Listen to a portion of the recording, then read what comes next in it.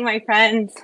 I hope you guys are having a great start to your Valentine's Day. Just quick insight. People ask me what I'm walking at on my treadmill during these walkie-talkies. So I walk at an incline of 4 and my legs are short. So I walk at a 3 pace and it allows me to talk, read, look at your comments, respond, and keep like a talking pace with which you can hear is a little winded, but I guess that's the goal. Okay. I'm not some expert in fitness or health, but that's my understanding from these like low intensity concept walks for the skinny girl concept. Okay. Today we are going to be talking about my peptide stack that's arriving today. Can you guys hear? Does it sound good? I hope so. Okay. Just tell me in the comments. Welcome, Kathleen, Melissa, Anna. So good to see you guys. Look behind me. I have some tulips from Jason. Tulips are my favorite flower. So he always gets me tulips on things. Okay, everything sounds good? Okay. I'm so glad you guys are here. I'm super excited to talk to you about my new peptide stack that's arriving today. I will be reconstituting the peptide stack and talking about the dosage and my protocol and injecting it inside our Skin and Wellness app. And just so you guys know, everything that I discussed and like where I got information, including a really great podcast on MOTS-c in particular, is linked in the description below. So you can find the app and we'll have a blog post associated with this too if you enjoy reading and the visuals that I sourced. All that will be included in the blog post, which will go up after this is done and we'll put it back into the description. Okay, so in case you guys are unfamiliar with peptides, let's just go over that really quickly.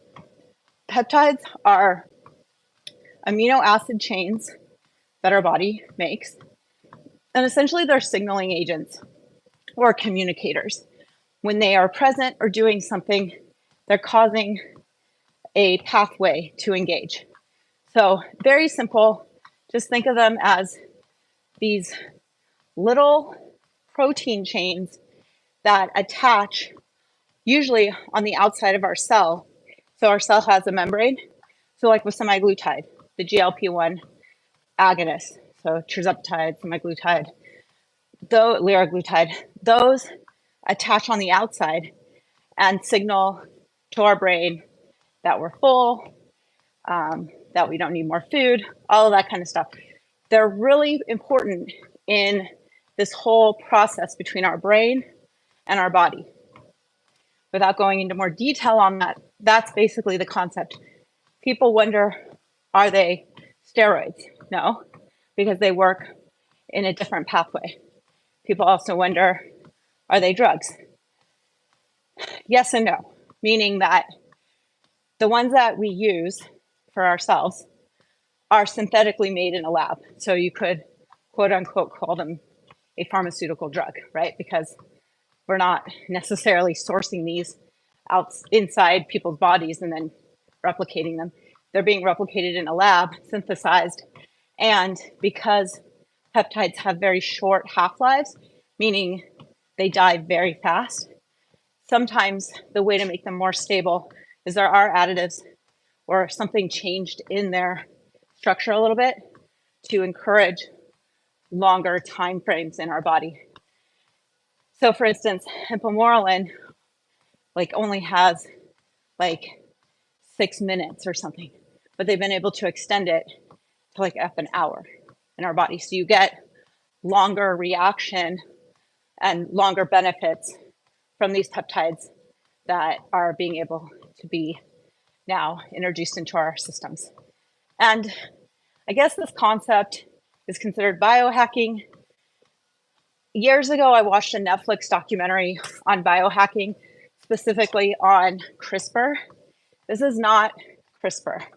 CRISPR is, I guess, like a printer for your DNA, and it can essentially replace broken aspects of your DNA. Okay, this is not what this is doing. okay? Although it is in the world of biohacking, it's not changing your DNA. The reason I say that peptides are similar to drugs is because they are being synthesized and created for you in a lab.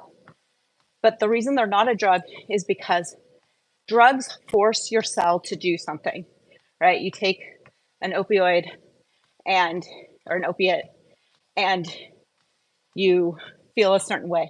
That is forcing your cell to perform whatever that function is. Peptides are used by your cells naturally to just communicate more effectively. Peptides basically up your cellular efficiency. And as we age, our cellular efficiency goes down. And I'm going to explain to you why that happens and how we can improve it, specifically with MOTS-c. So the peptide stack that's arriving today for me, and I posted on the Instagram account about, like I did a kind of an infographic on the different ones that I'm using. So I have been using Ipamorelin since almost the beginning of the year.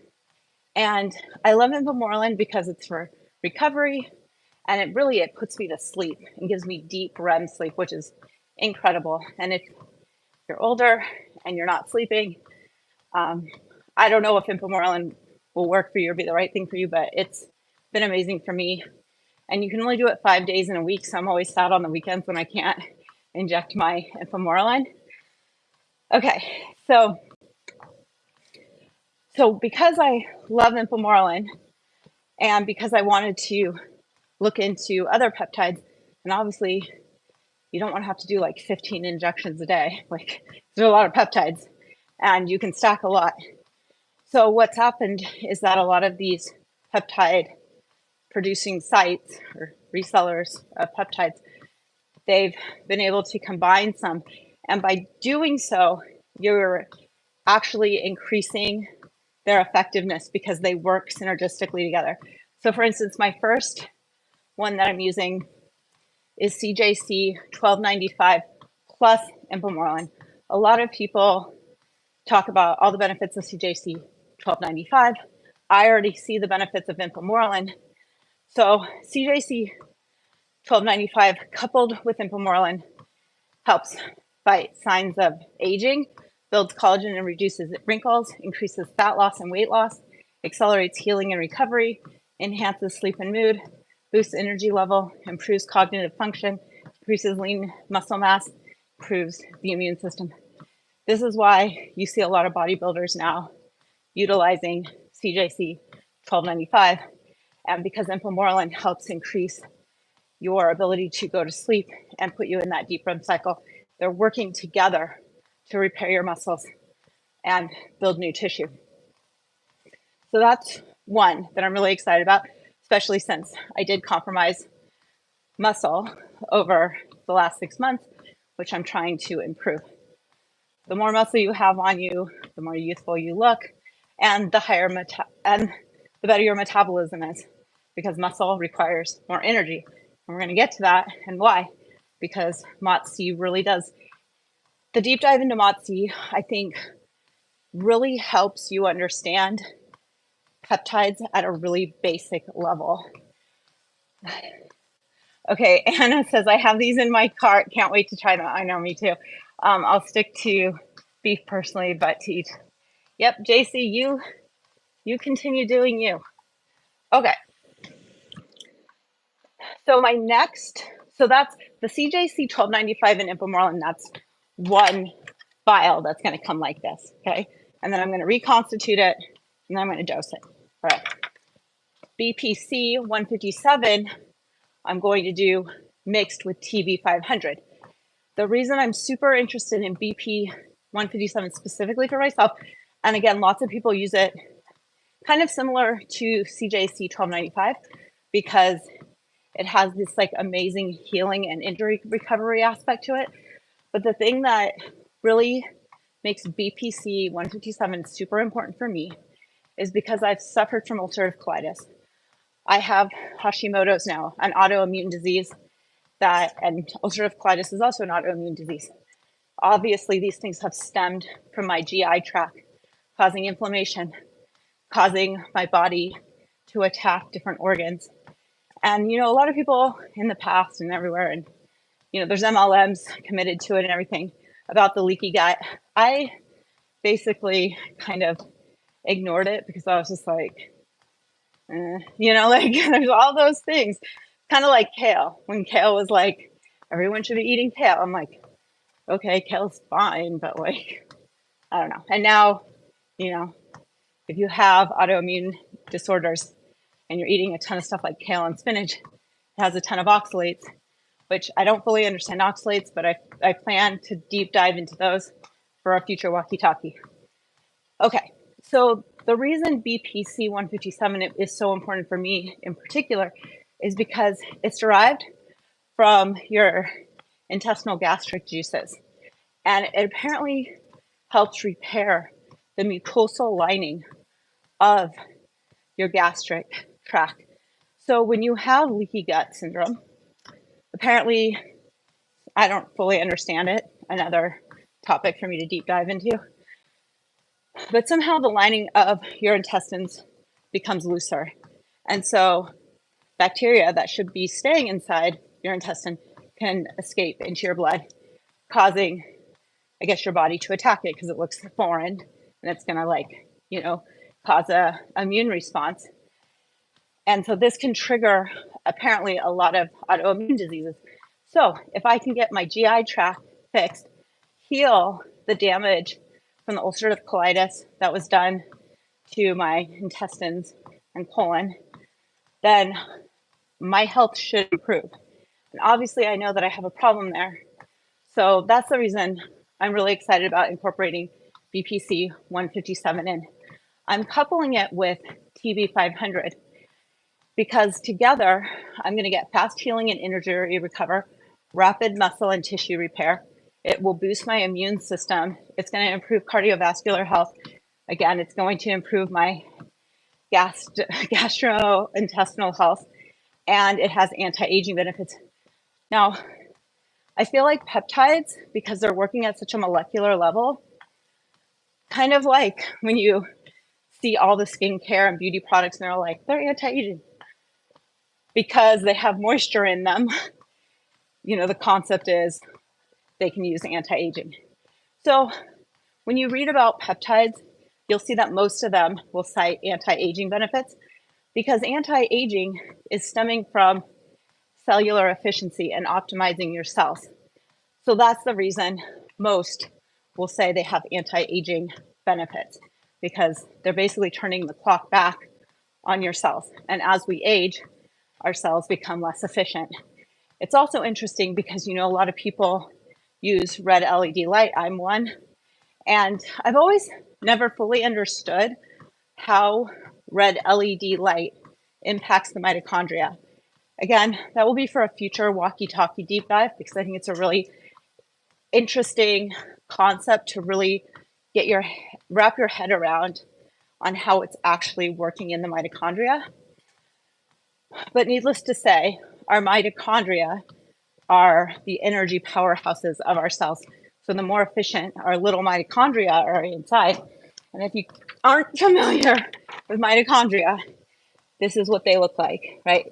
In our physiology books, they're those little green, wiggly cucumber looking things. And we have thousands in every cell. So we'll get back to mitochondria in a minute. But those are the two peptides I'm doing together. So there's 4 peptides, right? But they're each coupled together. So it'll be one injection and one injection. And then the third peptide that's arriving today that I'm super interested in. And you guys, I'm kind of bummed because I'm going to do the live demo, reconstitution and everything Monday, February 19th inside the app. And I literally don't want to wait. But it's okay. I'm going to wait for you guys. So I think it's important. And it'll give me more time to really game plan what my protocol is going to be. But, you know, I wish I could just start using them today, especially the MOTS-c. Okay. So, okay. So I didn't talk about the combined benefits of the CJC 1295 plus the Ipamorelin. So the benefits that I'm going to get from those two being combined is going to fight several signs of aging. going to build collagen and reduce wrinkles. It's going to increase fat loss and weight loss. It's going to accelerate healing and recovery. It's going to enhance sleep and mood because, again, that Ipamorelin is putting you into a deeper sleep. It's going to boost energy levels, again, because you're sleeping. It's going to improve cognitive function, again, because you're sleeping. It's going to increase lean muscle mass, and it's going to improve the immune system. And what I will tell you is that I put on 5 pounds in the last, I don't know, 4 weeks from using Ipamorelin. So I'm really excited to see how these function together. I want to touch really quickly on NAD+. I just finished the vial of NAD+ that I started, I think two Mondays ago. Yeah, I didn't start it yesterday or 2 days ago, but I started it the Monday before. And I have another vial. I'm not sure if injecting NAD+ is worth the bang for the buck, or even as effective as other things, as I've researched MOTS-c. So let's get into that. And, oh no, hold on. I should have done a better job with my paperwork. You know, I'm a multitasker and could be a little tricky. Okay. So, and for my NAD+, I've been doing intermuscular shots in my shoulder daily. With peptides, you can do them sub-Q or intermuscularly. A lot of peptides can be done in IVs. If you understand, an IV is going to be straight into the bloodstream. Intermuscularly is going to be quicker into the bloodstream because you're injecting into vascular tissue. And then when you inject sub-Q, you're injecting into fat. That will eventually make it into the bloodstream, but it's slower. And when you think about the half-life of peptides, in my mind, I'm thinking, you know, gosh, if they're on a clock of 30 minutes to an hour to be effective, then I want them in my bloodstream as quickly as possible, getting circulated and doing their benefits. Oh, Mary says, such great information, love your lives. JC, I eat a ton of beef. Dude, I don't know if you're a guy or a girl, who cares, but like, seriously, calm yourself down. Nobody's saying don't eat meat. If you watch my channel, you know that we're super into a meat diet. So I don't know what your issue is, but you're barking on the wrong tree. Okay. So what is MOTS-c?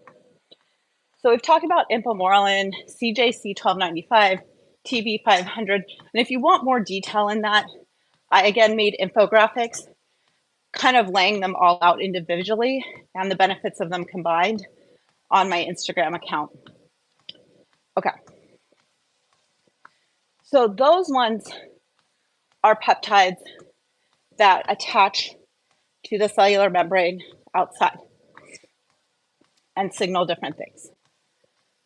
But did you know, so you guys know that inside our cell we have a nucleus, and that nucleus is where you find DNA, our human fingerprint. And that's also where it's replicated, right? And that's what makes new cells and gets everything going. I found this fascinating.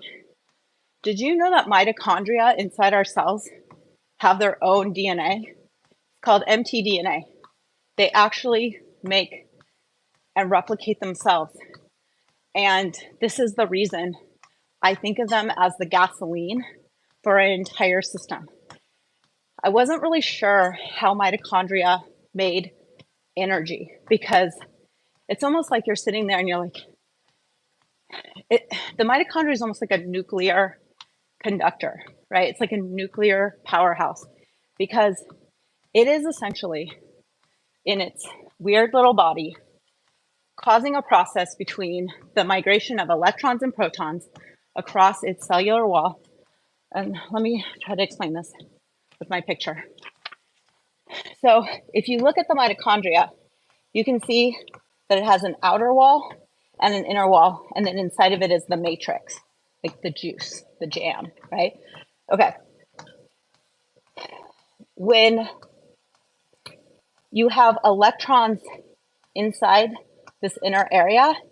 They're being taken in to the matrix, or they're driving some kind of energy.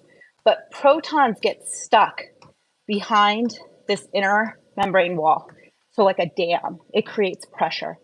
And there's only one way for the protons to get out and alleviate the pressure, and that's through, Kim, check your notes. You're gonna forget what this is called. I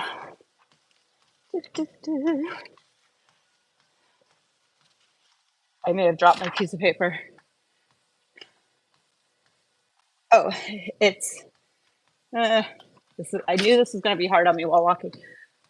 Oh, it's considered the electron transport chain or oxidative phosphate. So in doing that, that's how power is generated through this wall, creating energy. And it's called the ATP synase. And so I know this is like super molecular, but I thought it was really interesting to actually understand how this pressure is being created and how it's flowing into the cell. Because like a nuclear reactor, it's doing it itself. And I think this is also why when we talk about red LED light stimulating our mitochondria, and I don't know this for sure, this is me at 1 a.m. doing notes, but I think that light on this area is intensifying the proton pressure, which is creating more energy into the mitochondria. Okay. So because our mitochondria have their own DNA, they can make their own peptides. Super small little signaling peptides are made inside our mitochondria. And there are 3 that have been identified so far, and one of them is MOTS-c. And the reason, and you may have heard of humanin, that's one that was first identified and has played a lot of critical roles in helping with Alzheimer's and obesity and things like that. But MOTS-c is even more beneficial because MOTS-c not only is created in the mitochondria, MOTS-c is encoded with mitochondria DNA, which means that MOTS-c is in charge of making new mitochondria and breaking down old mitochondria. So if you've ever heard of autophagy, this idea of your body recycling cells, this is how it happens. And this happens for efficiency. And this process declines as we age. So in order to have more MOTS-c levels in your body, one of the things that increases it is exercise. And they find the highest MOTS-c levels in the young, in the super lean, and in skeletal, and it's located in skeletal muscle cells. So that's where you find the highest amounts of MOTS-c proliferation is in skeletal cells, or skeletal muscle cells. And that makes sense because of what I'm going to explain next. Okay. And if you are a biochemist and you're listening to this, if I screw up, please leave it in the comments. Or if you know how to explain it better, go for it, because I'm not here preaching like I know everything. I'm here sharing with you information that I have read, listened to, and then basically regurgitated onto a piece of paper. Okay. I will tell you that AP Physiology was one of my favorite classes. In fact, I liked it so much that even though I didn't have to take it in college, I took it again because I also knew it would be an easy A. All right. So we went over DNA. Okay. So we understand now how mitochondria are creating power basically through this wall, this double wall barrier that it has inside of itself. And then inside of it, it creates these small peptides, mitochondrial peptides, or MDPs. And there is MOTS-c, there is humanin, and then there's one called SHLPSs. And it's like small something, but anyways, just know that there's 3. Okay. Besides MOTS-c being impressive in the fact that it's in charge of making new mitochondria and recycling old inefficient mitochondria so that we have the most optimized system, the other part of MOTS-c that's super powerful is that when it leaves the mitochondria, this is called translocation, and goes to the nucleus, it starts or activates AMPK. And there's some other processes that happen to the activation of AMPK, but let's just leave it at the fact that when MOTS-c moves from mitochondria to the nucleus, there is a trigger for AMPK. And AMPK is important because AMPK is what tells our cell we need more energy, up the energy, and that's why MOTS-c keeps flowing, and that's the reason the mitochondria is powered up with these protons to create more MOTS-c. And it's a signaling agent. This is what I'm talking about. They're communicating with each other. This is how the process works. For some reason, when MOTS-c signals into the nucleus or moves into the nucleus is like, okay, we need more energy. Keep telling the mitochondria we need more energy. And so you start burning fat. You start breaking down glycose, right? So glycolysis is basically the breakdown of glucose. When there's less MOTS-c, there is a coenzyme called acetyl-CoA carboxylase, I believe, ACC1.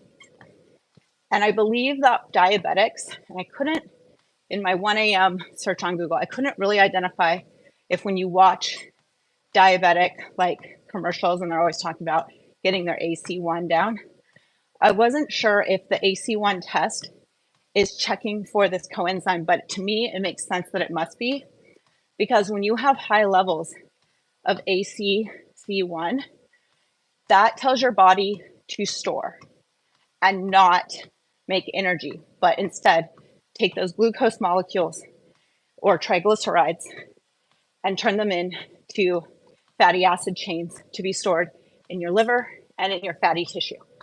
So our goal is to not have that enzyme turned on. We want that one shut down. And when MOTS-c goes into the nucleus and AMPK starts, AMPK is not only saying we need more energy, break down glucose, it's also saying turn off that coenzyme that keeps telling us to store. We don't want to store. We need energy. So you can understand that this is like a nuclear reactor completely optimized. And when you can keep flowing MOTS-c into your nucleus, you're shutting down the storage mechanism and you're firing up fat burning glucose breakdown. Yes, and so there are a few apparent drugs on the market, AMPK drugs that initiate AMPK, and they are referred to as exercise in a pill or exercise in an injection, right? Because they are mimicking the exercise, or they are mimicking the response your body has when you're exercising. If you take MOTS-c coupled with exercise, you are going to really boost the synergy of your MOTS-c production. So Jenny May says, I need more storage. Yeah, Jenny May, you're probably one of those people whose coenzyme doesn't turn on. So have you ever wondered why like some people don't need to exercise and seem to eat whatever they want and they just stay lean? You're just like, why are they so lean? I truly believe it's because they already are somehow optimized with MOTS-c and their ACC1 is not turning on all the time. So, anyways, okay. So that's the first benefit. And you can understand that if you optimize cellular energy, that has huge ramifications all over your body. Okay, so let's see. Oh, I was going to show you this now that we kind of went over MOTS-c and the mitochondria. So inside the mitochondria, you have these rings called source, and it stands for, what does it stand for? It stands for like small open frame. I don't even see it on my, it's like small open frame. Oh, small open source reading panels or something, frames. Small open reading frame source. Okay, so on these rings inside your mitochondria, there are different areas that have been identified, and they produce different things or do different things. And one of them is making these MDPs. So you can see that, and hopefully this isn't like too weird. And I don't know if it's backwards, sorry if it is. But basically, you can see that the 3 MDPs that have been identified are made kind of in different regions of these source. And inside of your mitochondria, you have many, many source making MDPs. So here's your mitochondria. Here are little circle source inside, and they are generating these small proteins or these small peptides. Okay, how is it going so far? Do you guys, are you staying with me? Does this seem like a lot? Okay. I was really excited about this last night because as I started to learn about it, I was just like, this is making so much sense. And I think the more you understand about these processes, the more you can understand. And like, for me, I'm such a visual person that I need to understand the process and I need to see it through so that I understand what these things are doing. Did you guys also know that there are up to 2,500 mitochondria per cell?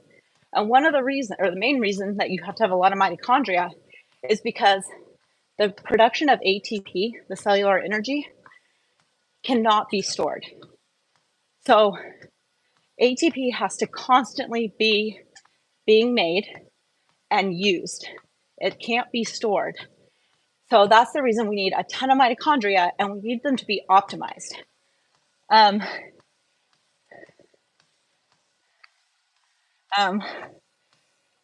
Okay, Jessica Smith says, I got 20 semaglutide from a doctor. How many mg should I purchase? Okay, so those kinds of questions, Jessica, we only talk about inside the app. Thank you for your understanding.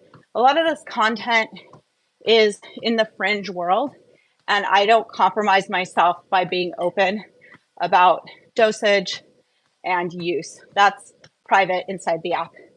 So if you're in the app, go ahead and post that question. All right. So our mitochondria have this proton pump that's making ATP, and then the inside of it, it makes MOTS-c, sends MOTS-c to the nucleus, and AMPK is triggered, and it shuts down our fat storage, and it boosts energy. And it makes sense that the highest level of MOTS-c is found in skeletal muscles because you need skeletal muscles to react. They are challenged the most for energy, and that is why you find an abundance of them in skeletal muscle cells. So how did these MDPs become like, I mean, obviously as however they see them, I don't even know if they use microscopes, maybe they use some like spectrometer or something to see it, but as that technology has improved, they've been able to see down or isolate or understand these processes better, which is amazing for us because I remember being in physiology and being told, yeah, the mitochondria makes energy. And I was literally sitting there and I'm like, yeah, but how? Like, it just spontaneously makes energy. And I know that there's salt and electrons, and somehow that's working, but it was very hard for me to ever understand how the mitochondria were actually powering themselves to then impart energy to the rest of us. So I thought it was really impressive how it works.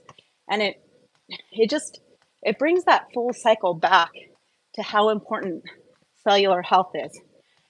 And so when researchers were looking at Alzheimer's and neurological issues, one of the reasons they focused on mitochondria is because our richest, densest tissue that has mitochondria in it are our brain cells. Our brain cells are packed with mitochondria. And so researchers theorized that there must be something with mitochondria and neurological pathways or something related to it. And as they studied, they realized that in neurological issues like dementia and Alzheimer's, and with obesity, in those 3 different types of diseases, mitochondria dysfunction is high, meaning your mitochondria is not performing well, it's not optimized. And so they reason there has to be a connection between the mitochondria and these diseases that just seem to be proliferating as we age. And so as they've dug down, trying to understand the energy component of mitochondria and how mitochondria replicate and how to optimize it, that's when they found these MDPs. And I'm sure there's more. I mean, the Human Genome Project isn't even done yet, and which is the isolation of genes on the DNA, on our DNA helix. And they're already diving deep into the DNA inside our mitochondria because, again, it's pretty much all starting there, is my understanding. Oh, happy birthday, Oliver. I'm mildly obese, but I'm a beautiful man. Hey, Taz, that's most of us, right? We might be mildly obese because that's what new age food has done to us in the last 50, 60 years, but we're all still kicking it. I love cake too much. I'm trying hard not to eat so much. Okay, so I think that's a really, really great reality for us all. Yes, I know personally that I should only be eating steak, right? I shouldn't have anything else. I should just freaking have a cow outside and I should just be carving off of it every day. And that would keep me lean. It would optimize everything in my life. It would reduce inflammation, all of these things. And when I'm on meat only, I feel the difference. But we also live in a world and we do things with other people and we don't want to always be crazy and we don't want to seem weird. And when you are only eating meat, you seem very extreme because that's not what is normal for most people. And when I share meat, of course, then I also get the vegans attacking me for not eating plants, okay? And that's a whole nother thing, and people can have their soapboxes, and everyone can do what they want to do. Like, that is fine. If you feel optimized on a vegan diet, then more power to you. I'm not saying that's wrong for you. I'm saying for me, what I notice in my body is that eating a high meat diet, very low in carbs, and free of plants, optimizes my system. Okay.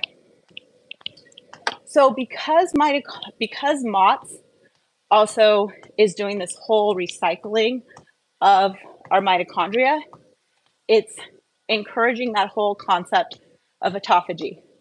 Autophagy is basically cellular recycling.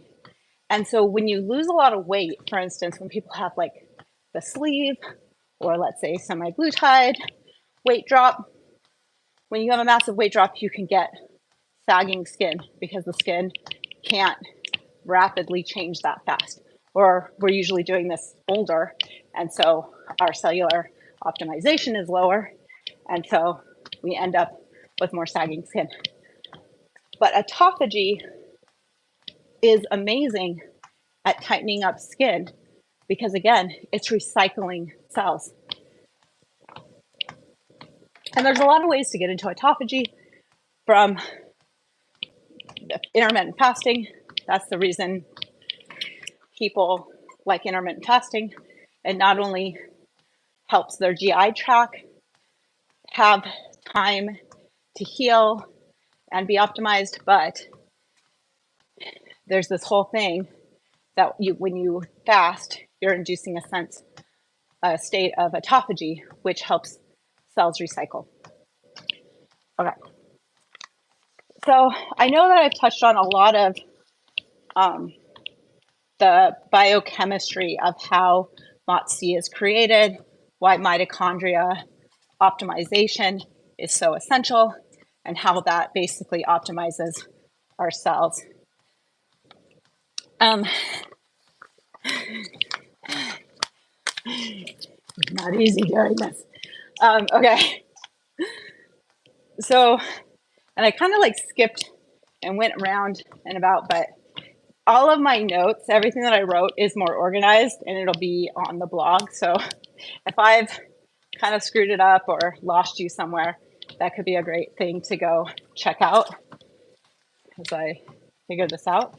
Oh no, keep going. Okay. So let's talk about this AMPK activation, which is increasing fatty acid oxidation or breaking down of fats and sugars. Okay. So we want AMPK initiated because it's also shutting down that acetyl-CoCarbolase that I talked about, that one that tells us to store fat. So it's working in two major ways: upping cellular efficiency by turnover and shutting down the storage enzyme that some of us must have more than others, just based on looking at people and how they live. And that glucose breakdown is creating the energy. So going back to your point about like, I just love cake. Yes, we all love cake, okay? We all love ice cream. Very few people who don't love those things. They're amazing. They hit on every sense of pleasure and desire and fulfillment. And that's the reason we're so driven towards them. And I don't want to ever think that I can't enjoy those things. Not saying that I'm going to have them all the time or that I even ever had them all the time prior, but I would never want, I don't like the concept when you make life changes or you start on a path. I don't like the rigidness of mentally thinking, oh, I'll never eat that again. I'll never experience that again. I don't think it's healthy mentally. And I don't do that to myself because I just, for my mind, I don't think it's helpful. But the longer I go without those things, obviously the better I feel. So with that in mind, there might be less pull for them. But let's say I wanted to have Haagen-Dazs tonight. Well, it would be kind of amazing to have a MOTS-c injection that day that is upping my glucose burn, because my body is a body that must have a ton of the ACC1 enzyme constantly activated. I always said that if I was in Auschwitz or I was the person crossing the plains, I would make it, because my body stores and doesn't like to release, and I'm just a storage animal. I'll survive. Like, I can survive on very little because my body doesn't release it. So being able to turn off that storage enzyme and being able to optimize my glucose breakdown would probably allow me to be able to have ice cream once in a while and not store it all as fat. And then combined with exercise on a regular basis, you should be able to continue increasing your MOTS-c. What they have found in some studies, now, MOTS-c was just found in 2015. So it's not like it's been researched for even a decade yet. Like, it's new. And again, me choosing to use these things is personal research, because I'm not going to wait around for the FDA or for the doctors finally to figure it out, right? Like, it's been a long time since the first peptide, insulin, was found. I think it was found in like the 1940s. And we're still keeping people fat on insulin. So I'm not waiting around to become diabetic, not waiting around to live my worst life until some random person in the government decides, yeah, that's safe. This is my life. I'm willing to go out on a limb and try anything to improve it, because the only person who cares about my life is me. I care. Oh, and Jason, he cares. I mean, my boys care, but you know what I'm saying? Like, the FDA, the government, they don't care. They're not thinking about Kim Pratt. They're not thinking like, oh, she must really be struggling. I wonder how we can help her. No, they are completely focused on risk assessment and no one looking bad. Okay? This is also the reason we saw this whole issue with COVID. No one wanted to be responsible. No one wanted to say anything. Everybody was just like, just do it. Just do it. Now you're forced to do it. Okay. And still, no one takes any responsibility. Government does not take accountability for what they do or don't do. It's just like an empty vacuum of who knows what they did, who knows why they waited, who knows anything, you know? And so I think they're robbing us of progress because they are so freaking slow at risk assessment. And it's funny because it's not like they're ever held accountable. So I don't even know why they're so scared of making mistakes. But I'm not afraid of making mistakes or moving towards my best life. And I'll tell you, ever since I started the Ipamorelin at the beginning of the year, I feel tremendously better.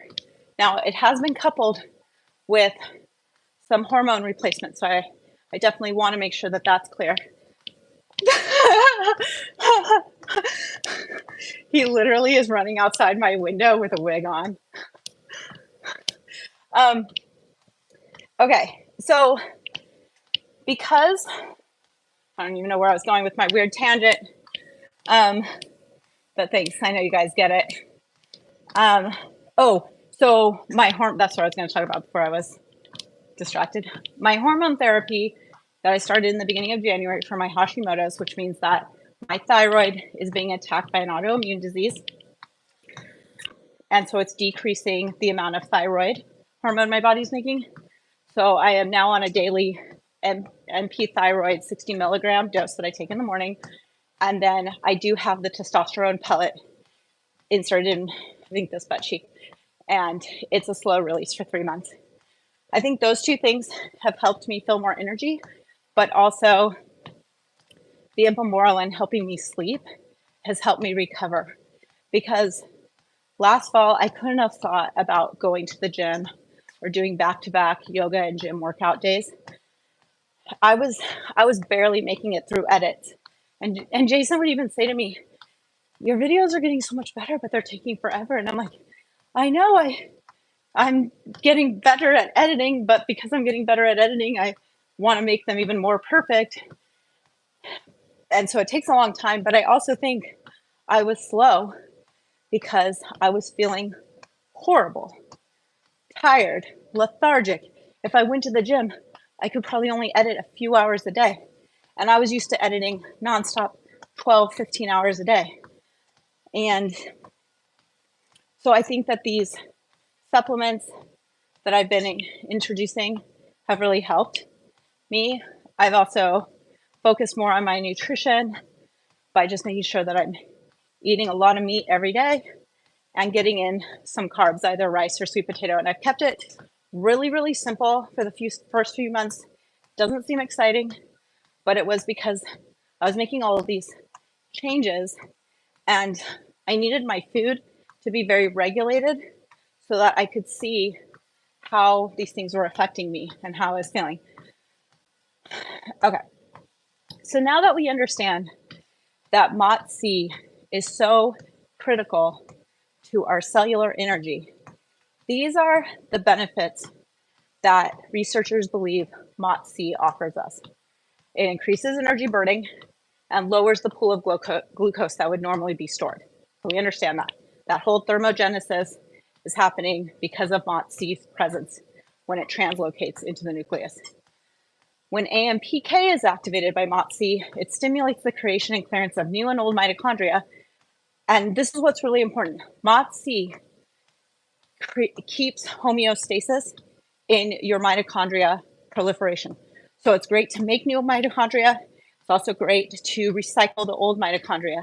And we need those two things staying in balance.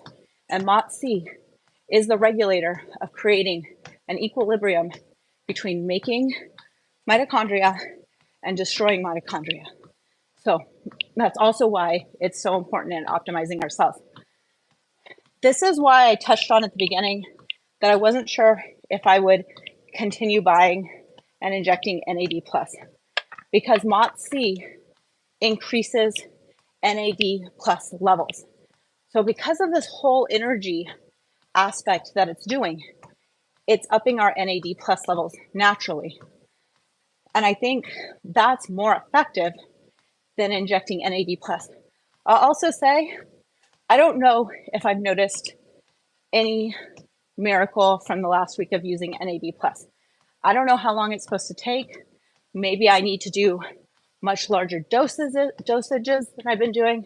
I know online it's all over the place with people doing injections of an entire vial of this, whereas I did daily injections of this over the course of a week. You know, like huge doses of NAD+. It doesn't have like negative side effects, but it can make you feel tired. It can bring on headaches. It can bring on kind of like a lethargic experience for a while as those peptides are going to work. So maybe the protocol that I did over the last week isn't the ideal protocol for me. But now that I have MOTS-c coming, and I think MOTS-c is so much more effective at the cellular level and it boosts NAD+, I don't see the benefit in probably doing NAD+ injections anymore. Now I still have another vial, so I'll just use it up. Maybe, you know what I might do? Maybe I'll mix it up and do one full injection of the 100 mgs and see what that effect has, because that would be a great way to test it. And apparently that's not dangerous, because I've seen sites online that charge for you to come in for a full dose like that, injected, not even done through an IV. But that would be lots of injections to get that much in. Okay. So the other benefit is MOTS-c decreases the loss of dermal collagen. I thought this was super awesome. So again, like I said, peptides typically all claim they have anti-aging capabilities, and it makes sense. If we think about BPC 157 and it optimizing our gut and fixing leaky gut, well, that's a huge anti-aging aspect of what BPC 157 is doing. MOTS-c decreases the loss of dermal collagen because, again, it's optimizing our cells, and we need optimized cellular turnover to encourage collagen and maintain it. So again, you guys, MOTS-c for the win when it comes to beauty.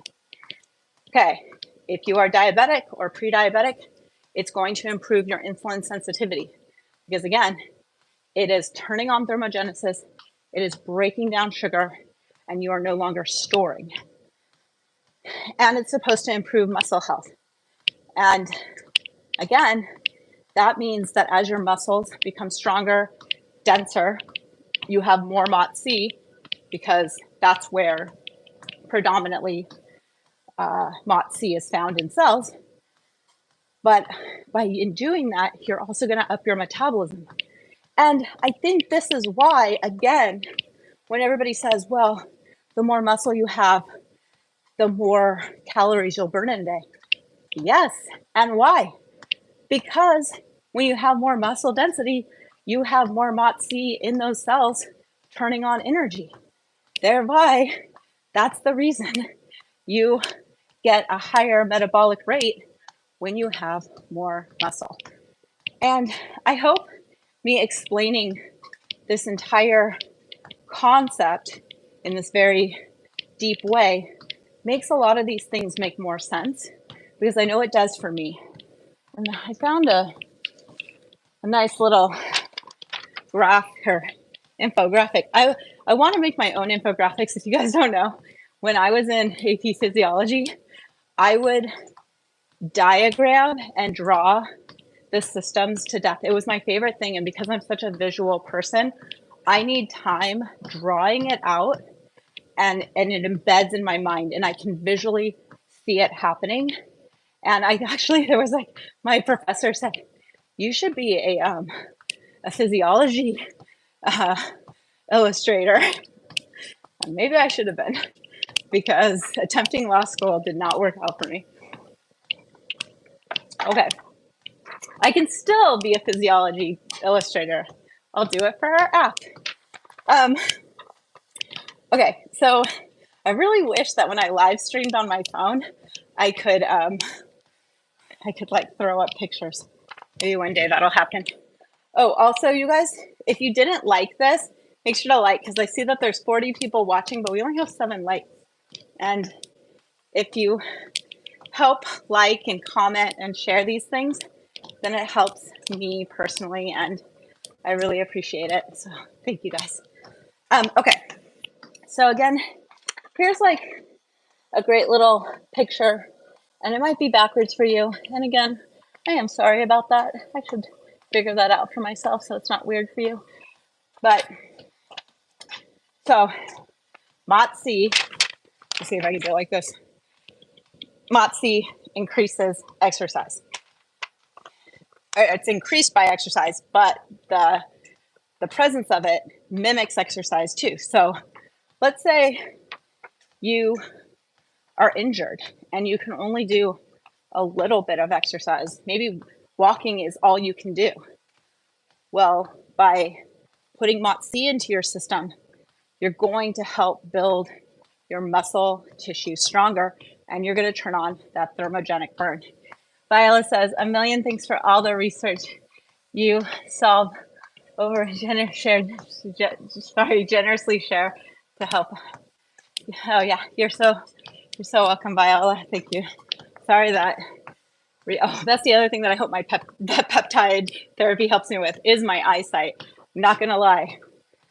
I'm about to turn 42 next month, and last year I had to go to the eye doctor because I knew something was wrong with my eyes, and he said, "Yeah, you're farsighted now," and so anything close was hard for me. So my laptop, my phone, reading a book, everything I have to have like out here. And even though I have reading glasses now, I've noticed that even in 1 year, the degradation of my sight has, just peaked. And so I'm really hopeful that doing a lot of this peptide therapy will have these secondary and tertiary benefits of ocular, improvement, because I've taken sight. I'll be honest, I didn't have eyesight problems, and I've taken sight for granted because I never dealt with it. Just like a skinny person takes being skinny for granted. They don't understand what the rest of us go through. So, we all have our benefits and our challenges, and sight is now on the forefront of one of my challenges. Okay, they're saying that increased exercise prevents memory impairment. And again, this is because the more MOTS-c you have in your brain cells, where it's the most dense, if those are being optimized, so like if you think about it, you have all this thick tissue in your brain and it's packed full of mitochondria, but those mitochondria are dysfunctional. They aren't making energy. They maybe aren't helping the nucleus communicate. And the nucleus is replicating DNA and it's making mistakes. And like all of these things that lead to a lower life expectancy, loss of memory, not being as coherent, these all stem from apparently the mitochondria, which is why when you boost exercise, either through an injection or doing it or them in tandem, you're going to improve your memory. It's also improving endothelial function, which Okay, for all my nurses out there, I'm assuming that's in the heart because of this graphic, but I didn't look up endothelial, so I do not know what that word means. But in my graphic, it's endothelial function and it's next to the heart. So let me know. It prevents fatty liver because, again, when your ACC1 is turned on, your body is like, store those fatty amino acid chains, and they store in the liver and they store in our adipose tissue. And this is the reason you see alcoholics tend to have fatty livers. Alcohol is straight sugar, and it's stored in the liver where it's trying to be processed. And that's the reason you end up with a fatty liver. Okay, it activates brown adipose tissue and prevents fat accumulation. And then because it's increasing exercise, it improves insulin resistance, increases exercise endurance. So now you're feeling stronger because your muscles that are being supported by the cells, that mitochondria is creating more MOTS-c, producing more energy, and now your endurance is increasing. It prevents muscle atrophy by suppressing myostatin. I did not look up myostatin. I have heard of it before, but if you guys know what myostatin is, and maybe it's the breakdown of muscle tissue, I'm not really sure, or some kind of enzyme like ACC1 that breaks down muscle tissue, but apparently it prevents the atrophy. So think about this. Let's say you're on semaglutide, and we all know that helped me lose about 20 pounds. I mean, it wasn't all fat because I did compromise muscle, but it helped me drop 20 pounds. And it does it rapidly, and so you do compromise muscle. My muscles atrophied. But what if I had coupled semaglutide with MOTS-c? Or what if I had coupled semaglutide with the stack that I'm going to do of CJC 1295, Ipamorelin, TB500, and BPC 157? All of those other peptides, as I was dropping fat, would have helped support cellular optimization and muscle tissue and recovery. And I don't think I would have compromised so much. And that's the reason I share this, because I know a lot of people who follow me are trying semaglutide or have been on it. And I wish that when I was on it, I would have used these other peptides that I didn't know about. But it's all hindsight. And I think also the journey of me showing the severity of what can happen on semaglutide and now rebuilding with other peptides is a good concept too. So I'm not upset about it. I think that the journey and watching my body change is actually really, really interesting. And it makes me feel more in control of my body than I ever have in my entire life. The only time I ever felt in control of my body was through intermittent fasting or restricting. Those are the only times I've ever felt in control of my body. And not giving your body nutrition is not optimal either. And so I feel like now with these peptides, I don't know, it's just super empowering for me. It also prevents muscle weakness, and it regulates muscle fiber type composition. So all good things. And again, optimizing ourselves by encouraging better mitochondria, more efficient mitochondria, is going to make us look younger, because our skin is going to look better. We're going to have more collagen. We're going to have tighter skin. Our muscles are going to be popping. You know, I think it's amazing. And I think in 10 or 20 years, I imagine as peptide research explodes, it's exploding. And you might think that I'm early to this, but I'm not. I'm super late to peptides. Like a lot of the podcasts I've listened to were done in 2019 or 2020. And I think it's because in 2020, I stopped going to the gym during COVID. Like I stopped lifting, I stopped working out with a trainer, and that was because the gym was all weird, and it was like, I'm not gonna obey these weird COVID things. And so my yoga studio stayed open, and so I was like crazy loyal to them because I was like, thank you for not being weird, thank you for staying open. And I also thought that doing yoga was more therapeutic for me at that time, and it has been. But I think by leaving that gym community, I lost out on probably the chatter and the story experiences of people who probably were starting to use peptides at that time. As I feel like 3 to 4 years ago is probably when a lot of people started utilizing peptides. And I'm sure people have utilized them for years previous, but just kind of explaining that I think that the bodybuilder figure competition world probably started including them, incorporating them into their lives years ago. So again, I'm not quick to this. This has been going on for a bunch of years, and there's a lot of information out there that makes it interesting, piques your interest, brings up questions for you to research, and also shows people who have improved their lives through utilizing peptides. And again, you can take peptides orally. A lot of the websites that I've bought from do have oral applications for peptides, and even Amazon does sell peptides in an oral form. And I think from what I've listened to from different doctors through podcasts and on YouTube is that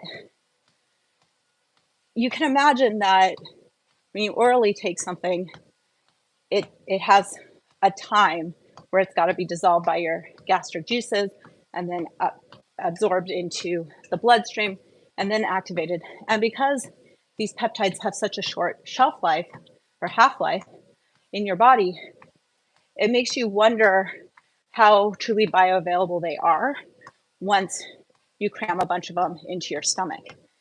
I know a lot of people just take them orally, and they have said that they're amazing and they notice the difference.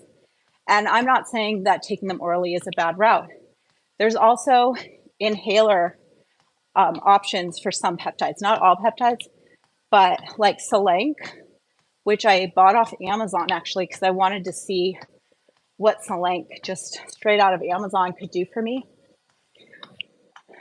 Jason, you sent me a message. Is everything okay? I can't read it.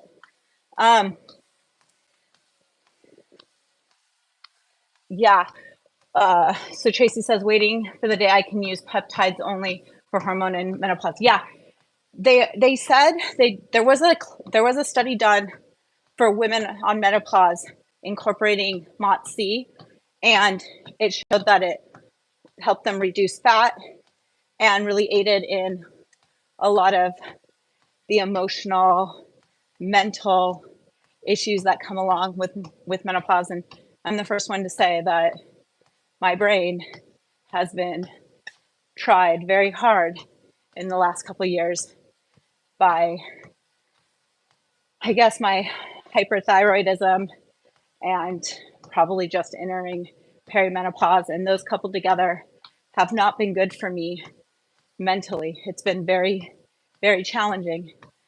And that's the other reason that I feel like MOTS-c might really help with my brain cells. But I did start doing the Selenk nasal applicator from Amazon. It's a little burny, and that's what people reported on it. The benefit of Selenk is this peptide is supposed to help with mood disorder. So it's supposed to essentially be kind of like psych drugs, but without any addictive side effects, apparently. And again, it's working naturally on your cell membrane to help your cells signal what your body needs versus your cell not communicating effectively. There's also dermal patches now that a lot of peptides can be put on. And like there's an NAD plus one that I was hearing about that you put on your arm and it can last for 14 hours. I thought that was interesting because I don't remember off the top of my head what the half-life of NAD plus is, but they must do some kind of stabilizer or some kind of long life change to it to make it be able to be effective for 14 hours doing a transdermal situation. Again, people will say different things, that they see the huge impact of NAD plus or they don't. I don't know if I see the huge impact of NAD plus, but again, we're all individuals. And also I have a lot of things going on. So maybe the benefits that I should be realizing are trumped by other benefits that I'm experiencing from the peptides I'm utilizing.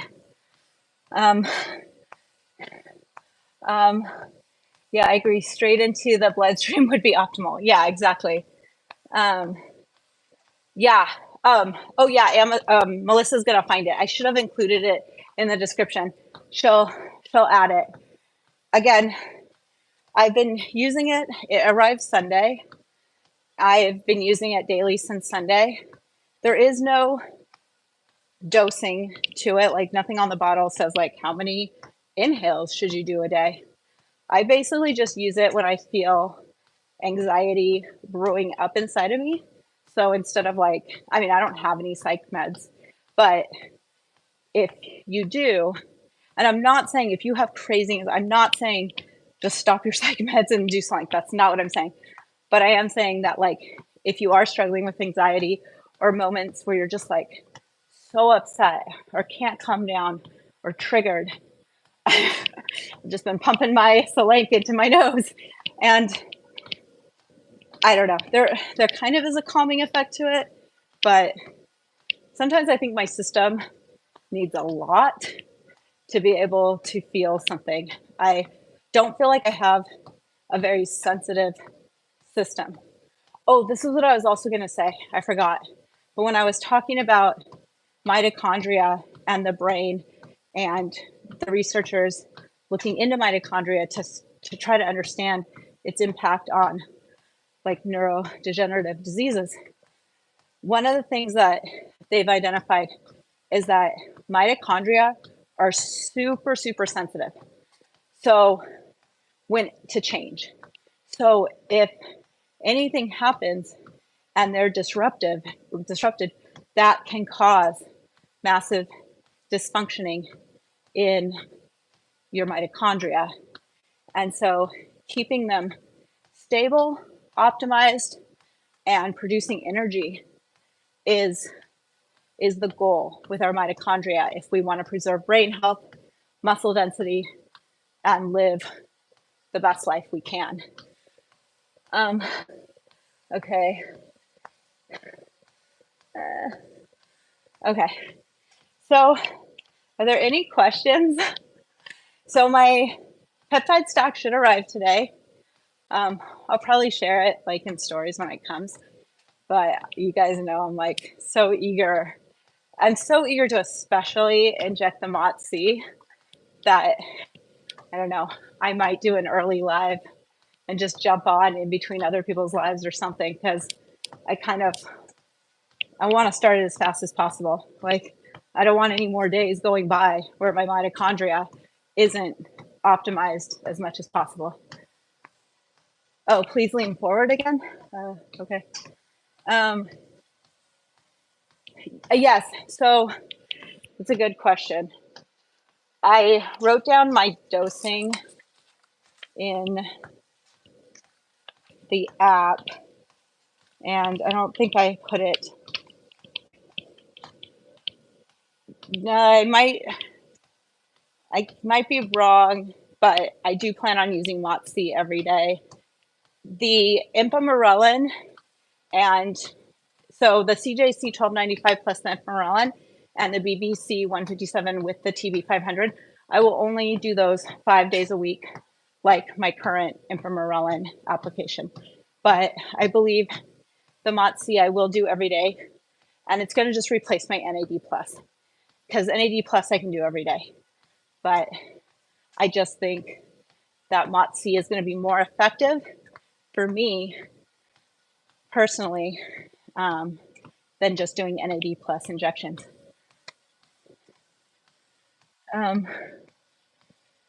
Cycling and breaks are a must.